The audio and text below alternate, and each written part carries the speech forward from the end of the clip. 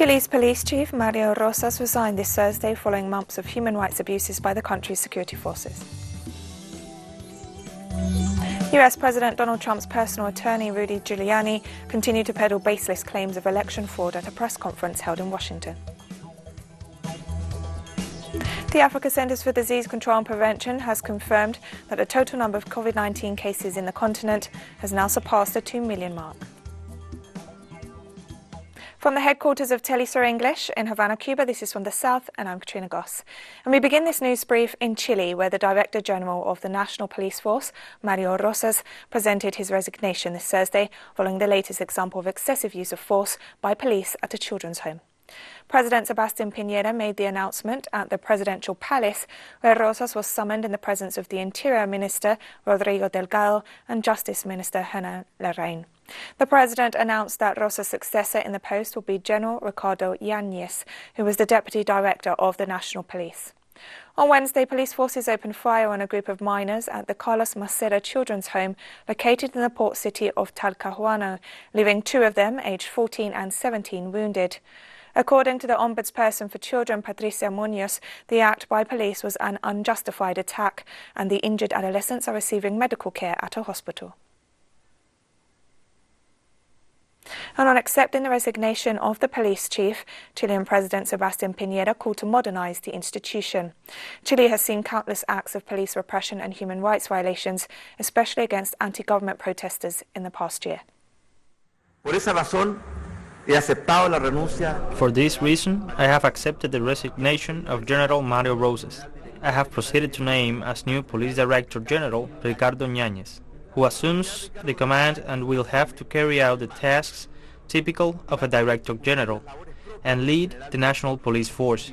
But we have tasked him with a very special assignment, which is to push forward the modernization of the force with total commitment and willingness, something that we all know is necessary. The Bolivian Ombudsperson's Office and social organizations are demanding justice for the victims of the Senkata and Sacaba massacres perpetrated by the security forces in 2019 following the coup against former President Evo Morales. A little more than a year after the events, which saw human rights violations by security forces and the killing of at least 37 people, the calls for those responsible who are protected by the de facto regime installed after the coup have intensified. Meanwhile, the Bolivian Senate and the Inter-American Commission on Human Rights are set to launch an investigation against de facto President Janine Áñez for her role in the massacres. The political crisis that Peru has experienced in recent days has entered a certain calm with the appointment of Francisco Sagasti as the new president. The relatives of the two young men killed in the widespread anti-government protests have expressed hope that the new administration will bring better times. Meanwhile, the plenary session of the Constitutional Court has ruled by majority that the appeal presented by ousted President Martin Vizcarra, accusing the Congress of overstepping its powers, was unfounded. The swearing in of the new president, hopefully, because they are new people, they work for the good of our country, and we are no longer in the streets with death and murder. And Salvador Sotelo, the father of one of the young men killed in the protests that rocked Peru from November 9th, when Congress removed Martin Vizcarra from office on charges of corruption and appointed Manuel Merino to take over the presidency, has expressed hope for change. I feel sorry that my son is leaving us, but at the same time I also feel proud that everyone, all of Peru, has learned that Inti and Brian have started what it is, so that this ends up in democracy. A new national strike has begun in Colombia, called by various social organizations and workers' unions against the government of President Iván Duque. According to the schedule provided by the National Strike Committee, various peaceful mobilizations started throughout the country, starting at 7 a.m. local time this Thursday. With the country in recession for the first time in 2 decades, diverse sectors such as social groups, unions, indigenous peoples, students, women, Afro-Colombians, rural organizations and agricultural workers are mobilizing in rejection of the policies of President Iván Duque, considering that they promote violence and attempt against the living standards of Colombians. The participants are insisting on the holding of peaceful mobilizations to express their discontent. Likewise, the platform indicated that the necessary measures will be respected to avoid the spread of COVID-19 during the events. We are mainly opposed to the death march that treating health as a business, with financial intermediation and Bill 010, which is being discussed in the Congress of the Republic, which consolidates the business. It deepens the privatization, erodes labor relations, eliminates the rights of the workers. It ends the fundamental right to health of the population, not because there is no money in Colombia. Here, we spend over 60 billion pesos a year on health, but the majority of this money ends up in the hands of financial intermediaries. And Colombia has recently been hit by harsh weather, which has affected over 59,000 families, causing damages to some 21,000 homes. Our correspondent Hernan Tobar brings us the details. Iota hit Colombia strongly. The hurricane devastated Providence Island and caused severe damages to San Andres. At the same time, the phenomenon of El Niño is affecting with intense rains provinces such as Antioquia, Choco, Northern Santander, and La Guajira. Almost 300 municipalities in 26 provinces are affected. These phenomena are consequences of the climate crisis that we're living. The environmental crisis causes many of these phenomena to take place more frequently and with more intensity. With environmental deterioration that affects the planet already, we are expanding deforestation. We build on protected areas such as riverbanks. We conduct large-scale mining, and forest plantation projects continue to be developed. Continuous and heavy rainfall has led to 154 floods, 143 landslides, 56 strong storms, 32 sudden rises of the water levels, among other events, which have left 22 people dead, 37 more injured, as well as almost 60,000 families. Figures that may be inaccurate because only in the city of Cúcuta, province of Northern Santander, a gorge overflowing caused at least 6 dead and 8 missing people. Approximately 65 families were affected by the winter wave flooding, a situation that occurred because of the rains, which had already been forecast. In the last winter wave, a report was filed to the mayor's office so that he could give an assessment of the situation, but unfortunately no information was ever received about the relocation of these people. Social activists denounce that the victims are among the most vulnerable sectors of the population, including displaced people that suffer exclusion and marginalization from government policies. Many towns do not have, let's say, there are no institutions that guarantee access to proper housing in safe places, and people are occupying places that are not prepared to live in. It is not their problem, but because of these, they are discriminated. They are not offered proper conditions, and they have to stay on the hillsides. They have to live practically in the river. Environmentalists say that the government must be aware of the consequences of climate change and how domestic policies are contributing to the environmental damage. Fracking, extensive cattle ranching, and other activities must be reevaluated. These changes must go hand in hand with respect of human rights. We need to comprehensively integrate human rights into climate change management. The current law on climate change passed in 2018 has no provision for the protection of the people in vulnerable situations, nor does it recognize the link between climate change, justice and human rights that the UN has acknowledged for many years. Meanwhile, environmentalists say that this climatic phenomena could intermittently continue until April 2021. And the governments will have the obligations to make plans in order to reduce the consequences and risks for the populations. Hernan Tobar, teleSUR, Bogotá, Colombia. US President Donald Trump's personal attorney, Rudy Giuliani, continued to peddle baseless claims of election fraud at a press conference held in Washington. Giuliani claimed the hand recount in Georgia, which is expected to conclude this Thursday, would not be legitimate because officials were simply recounting fraudulent ballots, despite no evidence of fraudulent ballots being counted. The former New York mayor also insisted it was statistically impossible for Joe Biden to have pulled ahead in key battleground states like Michigan and Pennsylvania when he was trailing behind on election night. And as part of the unfounded claims being pushed by the Trump campaign, attorney for the president Sidney Powell blamed Venezuela, Cuba and China for a non-existent plot using software to flip Trump votes to Biden votes. And uncovering more by the day is the massive influence of communist money through Venezuela, Cuba, and likely China in the interference with our elections here in the United States. The Dominion voting systems, the Smartmatic technology software, and the software that goes in other computerized voting systems here as well, not just Dominion, were created in Venezuela at the direction of Hugo Chavez to make sure he never lost an election after one constitutional referendum came out the way he did not want it to come out. We have one very strong witness who has explained how it all works.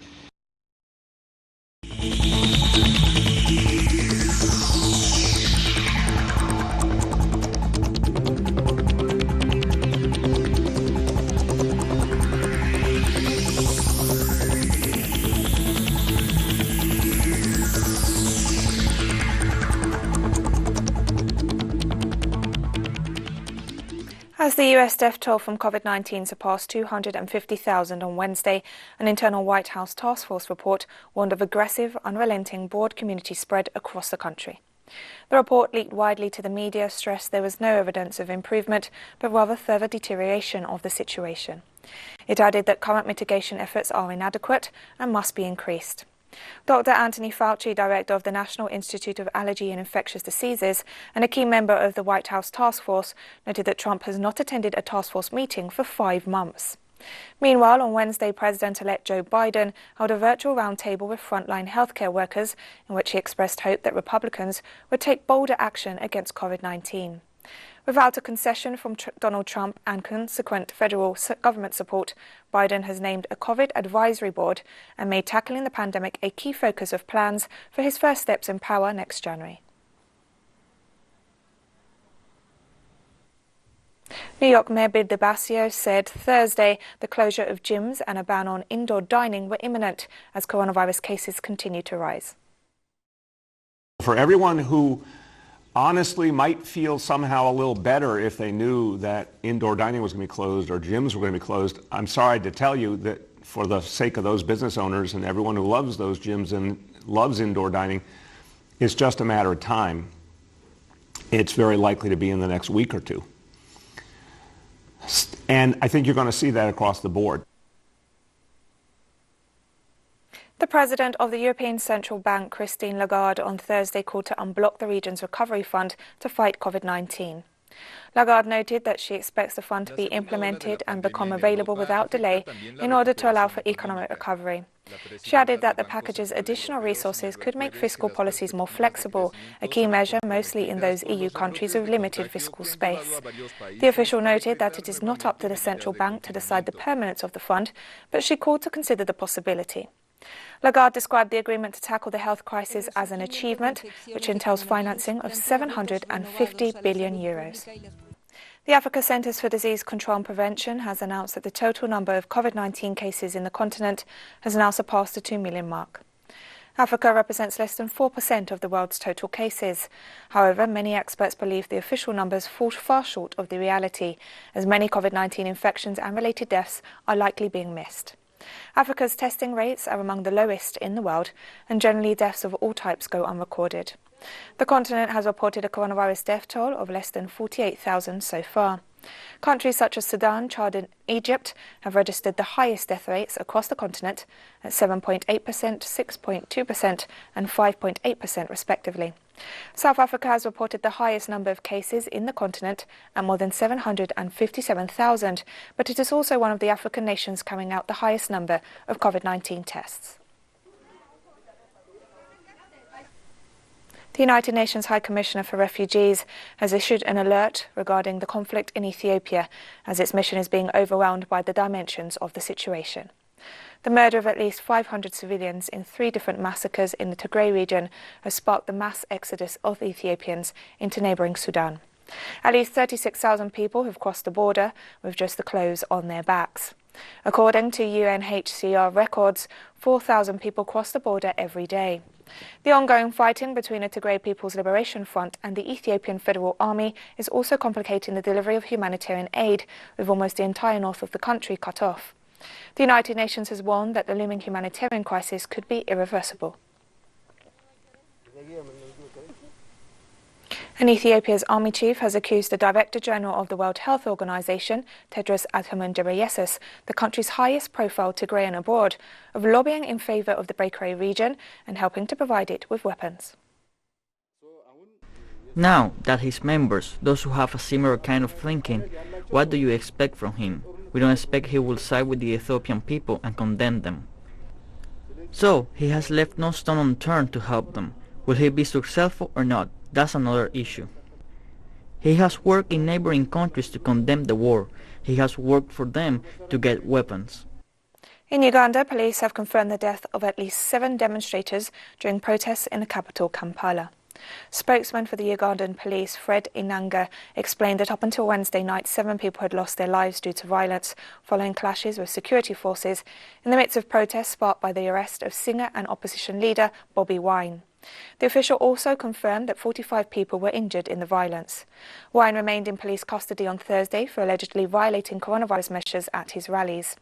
Meanwhile, Inanga accused his supporters of using violence as a tool of his election campaign. The Nigerian Minister of Information and Culture has insisted that soldiers did not shoot at protesters who gathered at the Lekki toll gate on October 20th.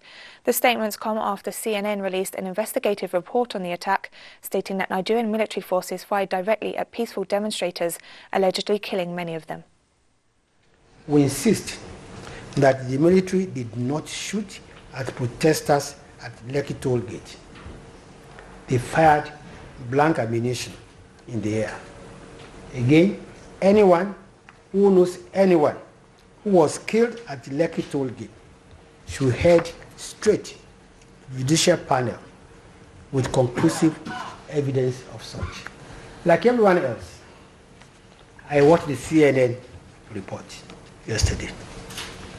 I must tell you that it reinforces the disinformation that is going around, and it is blatantly irresponsible and a poor piece of journalistic work by a reputable international news organization.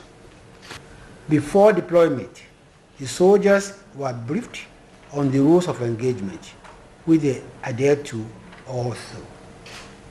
3. Soldiers at the Lekki toll gate fired blank ammunition into the air. The director of Iran's Center for Strategic Studies and International Relations, Amir Mousavi, warned on Thursday about the danger of Donald Trump's last days in the presidency of the United States. In statements to Al Mayadeen, Mousavi said that the outgoing president is preparing assassinations of Islamic resistance leaders and conspiracies to spark rebellions in Lebanon and Iraq. He noted that in Palestine, Yemen and Syria, Trump has projects that are similar to those that killed Iranian General Qasem Soleimani. He also pointed to reports about the possibility of cyber attacks against nuclear facilities, gas plants, oil refineries, power plants or the subway system in Iran, referring to an article by the New York Times revealing Trump's intention to attack nuclear facilities in the Islamic Republic. With 83 new infections confirmed in the last 24 hours, the number of COVID-19 cases in Syria has reached almost 7,000, according to the Ministry of Health. The 83 new cases represent the highest daily number reported in the last 4 weeks. Health authorities are urging the population to respect and maintain prevention measures. Of the total number of confirmed cases, over 2,800 patients have recovered from the virus. Meanwhile, 4 new COVID-19 related deaths were reported this Thursday, taking the death toll to 358 since the outbreak of the epidemic in the country on March 22nd. Syria maintains its borders closed and restrictive measures at workplaces, educational centres and religious institutions. And we've come to the end of this news brief, but remember you can find these and many other stories on our website at telesurenglish.net. You can also follow us on social media, Facebook, Twitter, Instagram and Telegram. For teleSUR English, I'm Katrina Goss and thank you for watching.